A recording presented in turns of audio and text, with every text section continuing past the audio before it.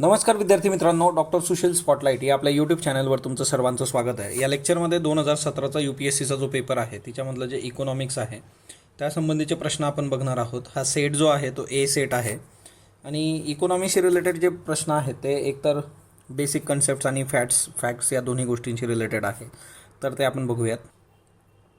प्रश्न क्रमांक 9 बघा, which of the following gives global gender gap index.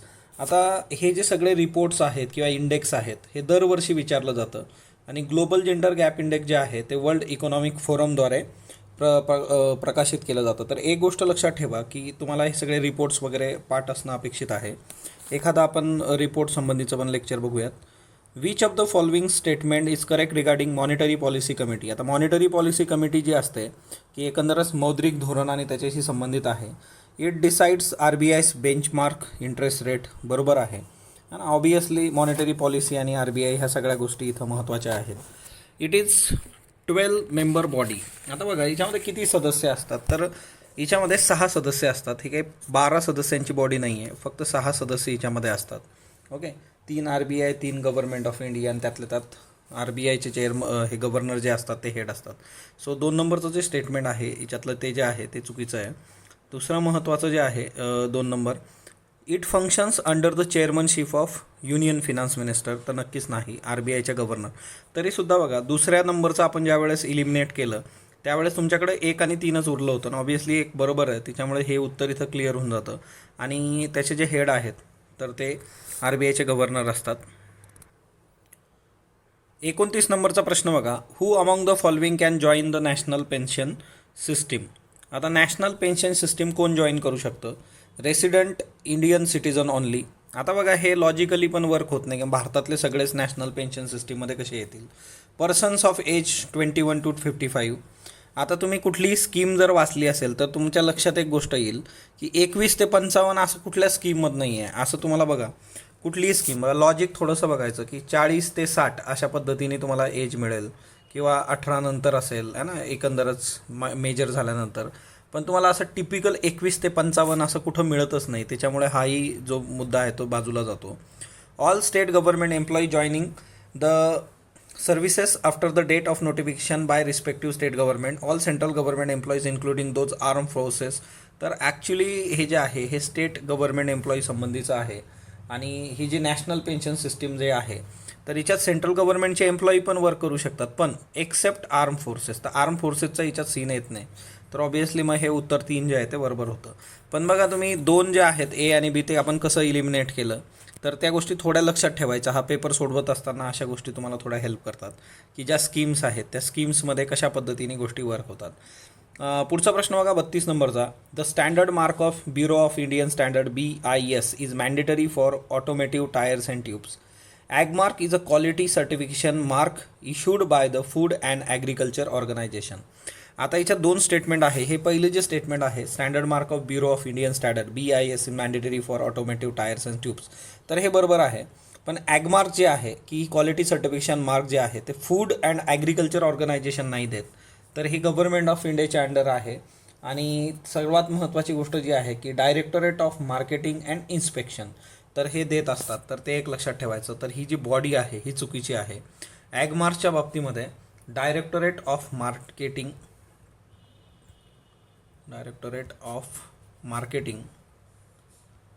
And inspection. Okay, तर यांच्याद्वारे हे होत असतं. तर हे एक लक्षात ठेवा. सो याचं उत्तर आहे ते A आहे. त्याच्यानंतर what is the advantage or advantages of national agricultural market scheme. National agriculture market स्कीमचे काय फायदे आहेत? It is pan India electronic trading portal for agriculture communities. आता बघा नॅशनल ॲग्रिकल्चर मार्केट जे आहे ते बरोबर आहे की संपूर्ण भारतासाठी ट्रेडिंग पोर्टल आहे. It provide the farmers access to nationwide market with prices commensurate with the quality of their produce. तर ह्या पण दोन्ही गोष्टी बरोबर आहे की ऑब्वियसली तुम्हाला सगळं पूर्ण भारतात हे जोडायचं आहे. आणि ही गोष्ट आपण बऱ्याचदा डिस्कससुद्धा केलेली आहे. दोन्ही गोष्टी इथं योग्य आहे की त्यांना योग्य त्यांच्या गुणवत्तेनुसार मालाच्या गुणवत्तेनुसार किंमत पण मिळेल आणि त्या सगळ्या गोष्टी. त्याच्यानंतर with reference to national intellectual property rights policy. आता हे जे आहे with national intellectual property rights policy, तर याच्याबद्दल 2 स्टेटमेंट्स आहेत. म्हणजे बघा, ह्या वेगवेगळ्या पॉलिसीज ज्या असतात त्या आपण नीट वाचल्या पाहिजेत. It reiterates India's commitment to the Doha development agenda and TRIPS agreement. Okay, मग आता शिशात दोहा डेव्हलपमेंट म्हणजे WTO जे आहे त्याच्याशी संबंधित आहे.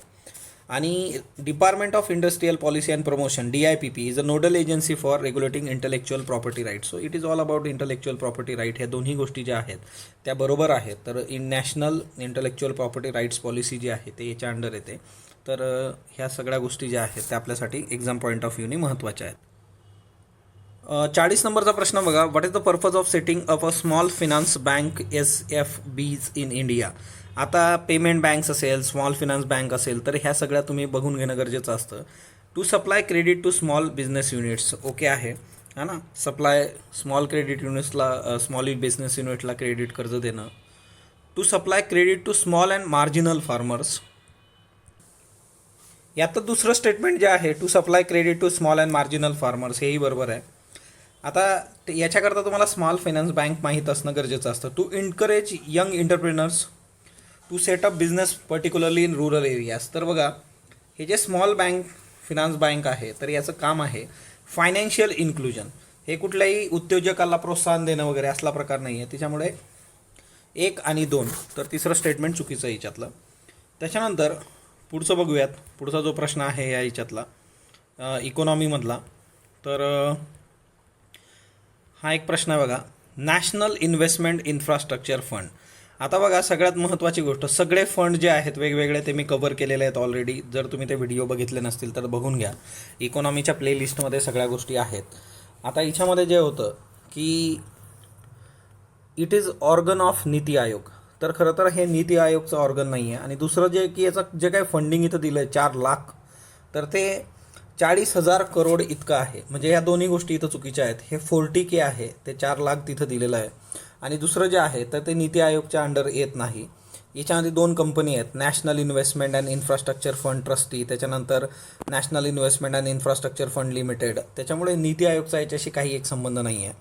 आणि हा जो ॲक्च्युली फंड आहे तर इन्फ्रास्ट्रक्चरची इन्व्हेस्टमेंट पायाभूत सुविधांमध्ये करावी लागते. तर त्याच्यासाठी इन्फ्रास्ट्रक्चरमधल्या इन्व्हेस्टमेंट संबंधीचा हा फंड आहे. याचे डिटेल्स तुम्हाला व्हिडिओमध्ये मिळतील. सो नॅशनल इन्व्हेस्टमेंट इन्फ्रास्ट्रक्चर फंडचा व्हिडिओ तुम्ही बघू शकता. तर आपण पुढचा प्रश्न बघूयात इकॉनॉमीशी रिलेटेड जो आहे तो. आता with reference to national skill qualification framework NSQF which of the following statement is given below is correct. आता बघा, NSQF, मग आता हे खरं तर ही एक बॉडी आहे. आता हे वाचत असताना काही गोष्टी आपल्याला क्लिक होतात. Under NSQF a learner can acquire the certification for competency only through. बघा, ऑनली म्हटलं ना की तिथं काहीतरी गडबड असणार, नीट बघायचं. Only through formal learning. आता हे जे नॅशनल स्किल क्वालिफिकेशन आहे तर व्होकेशनलला पण हे स्कोप देतं. So outcome expected from this implementation is mobility between vocational and general education. म्हणजे बघा, याच्यातलं कुठलं तरी एक स्टेटमेंट बरोबर असणार आहे, कारण खाली व्होकेशनलचा आहे, वरती फक्त फॉर्मलचा उल्लेख आहे ऑबियसली. मग आता हे जर तुम्ही नीट वाचलं तुम्हाला लक्षात येतं की जे पहिलं आहे ते नक्की चुकीचं आहे, कारण एकतर ऑनली फॉर्मल एज्युकेशन आणि मग ते एवढी बॉडी आणि त्याचा काही अर्थ उरत नाही. So answer is 2. त्याच्यानंतर पुढचा प्रश्न बघूयात. एक गोष्ट लक्षात ठेवा, बऱ्याचशा गोष्टी लॉजिकनी पण क्लिअर होतात, तर थोडंसं आपण तिच्यावर जरा काम केलं पाहिजे. नॅशनल करिअर सर्व्हिस जे आहे, तर national career service is an initiative of department of personnel and training and government of India.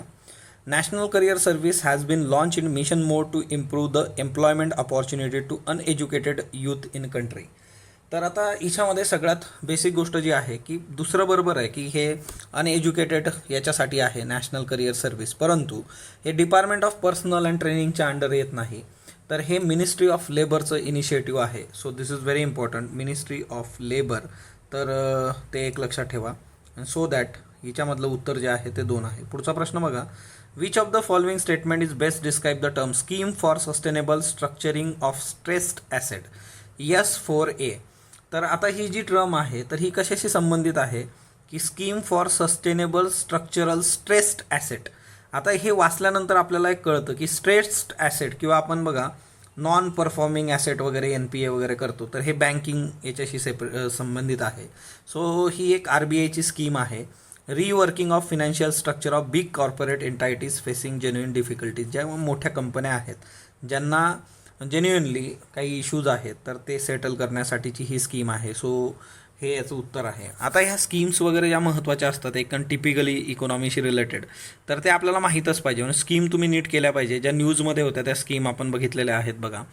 पुढचा प्रश्न बघा. Which of the following has occurred in India after it's liberalisation of economic policy in 1991. 1991 नंतर काय झालेलं आहे. Share of agriculture in GDP increase enormously.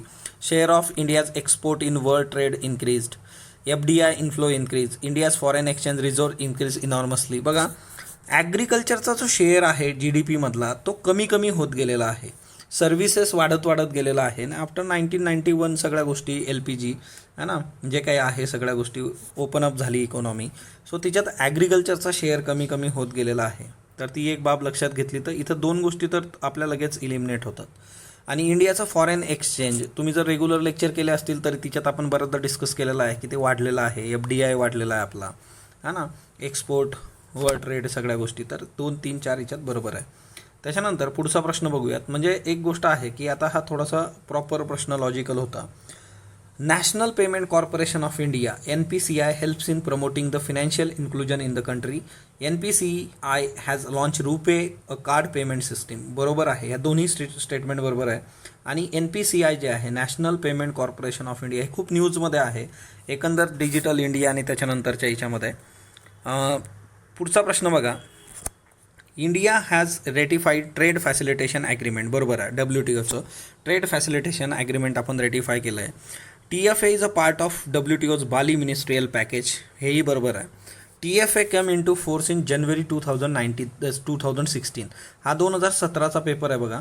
आणि याच्यात त्यांनी म्हटलं होतं की जानेवारी 2016 तर नक्कीच नाही. हे नंतर फेब्रुवारी 2017मध्ये झालं होतं. सो ऑब्वियसली हे स्टेटमेंट त्यावेळेस चुकीचं होतं आणि आजच्या डेटमध्ये जे आहे मग ते आपण इन्फोर्स केलेलं आहे. सो 1 आणि 2 याचं उत्तर आहे. पण ट्रेड फॅसिलिटेशन ॲग्रीमेंट तुम्हाला माहीत पाहिजे, महत्त्वाचं आहे. GSTवर एक कॉम्प्रिहेन्सिव्ह लेक्चर ऑलरेडी आपण घेतलेलं आहे. ते बघितलं नसेल तर बघून घ्या. It will replace multiple taxes collected by multiple authorities and will thus create a single market in India. One nation one market. Okay आहे. सो पहिलं स्टेटमेंट बरोबर आहे. मग पहिलं स्टेटमेंट नसलेलं बी आपण इलिमिनेट केलं. आता आपल्याकडे 3 गोष्टी उरल्यात. It will drastically reduce the current account deficient of India. It will enable it to increase its foreign exchange reserve. सगळ्यात महत्त्वाची गोष्ट करंट अकाउंट डेफिशियंट काय असतो. तर करंट अकाउंट डेफिशियंट किंवा कॅड जे आहे की तुमचा जो इम्पोर्ट आहे आणि एक्सपोर्ट आहे तर तुमचा इम्पोर्ट एक्सपोर्टपेक्षा जास्त आहे हा ना. म्हणजे तुम्ही बाहेरून आयात जास्त करताय निर्यात कमी करताय. GDPचा काय संबंध नाही. त्याच्यामुळे हे स्टेटमेंट जे आहे ते चुकीचं स्टेटमेंट आहे. ऑब्वियसली खाली 2 असलेला जो ऑप्शन आहे तो आपण कट करून टाकला. आता तिसरं आहे. It will enormously increase the growth and size of economy of India and it will enable to overtake China in the near future. आता GDPमध्ये कुठेही असं नाही आहे की GDPमुळे सगळी ग्रोथ इन्क्रीज होईल वगैरे. उलट GDPमुळे आपल्याला हा ना सुरुवातीचा काळ असा आहे की ते रुळेपर्यंत सरकारला राज्यांनावर GDP देणं. आताची परिस्थिती तुम्ही बघू शकता की राज्य GDPमधले जे काही त्यांचा लॉस आहे तो मागतायत सरकारकडं. तर हे स्टेटमेंट चुकीचं आहे.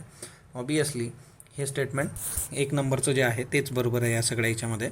तर ती एक गोष्ट लक्षात ठेवा. त्याच्यानंतर इकॉनॉमीशी रिलेटेड दुसरा कुठला प्रश्न आहे तो बघूयात आपण. तर हा एक प्रश्न आहे बघा शेवटचा याच्यातला. Tax revenue as a percentage of GDP of India has steadily increased in the last decade. असे प्रश्न विचारण्याची UPSCची वृत्ती आहे ती तुम्हाला आता MPSCमध्ये पण दिसायला लागलेली आहे.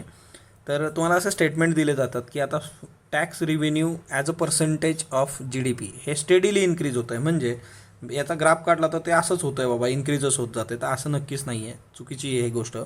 Fiscal deficit as a percentage of GDP of India steadily increase. तर फिस्कल डेफिसिट जे आहे ते पण तुमचं इन्क्रीजच होतं आहे असंही नाही आहे. त्याच्यामुळे या दोन्ही गोष्टी ज्या आहेत त्या चुकीच्या आहेत. आणि हे स्टेटमेंट्स आपण बऱ्याचदा घेत असतो आणि वाटलं तर या संबंधीचे असे महत्त्वाचे जे स्टेटमेंट्स आहेत तर ते एकदा मी सगळे स्टेटमेंट्स घेईल तर त्याच्यातून आपल्याला येत्या काळामध्ये फायदा होईल. सो स्पॉटलाईट बरोबर जोडलेलं राहा. स्पॉटलाईटला लाईक करा, शेअर करा, सबस्क्राईब करा. धन्यवाद विद्यार्थी मित्रांनो.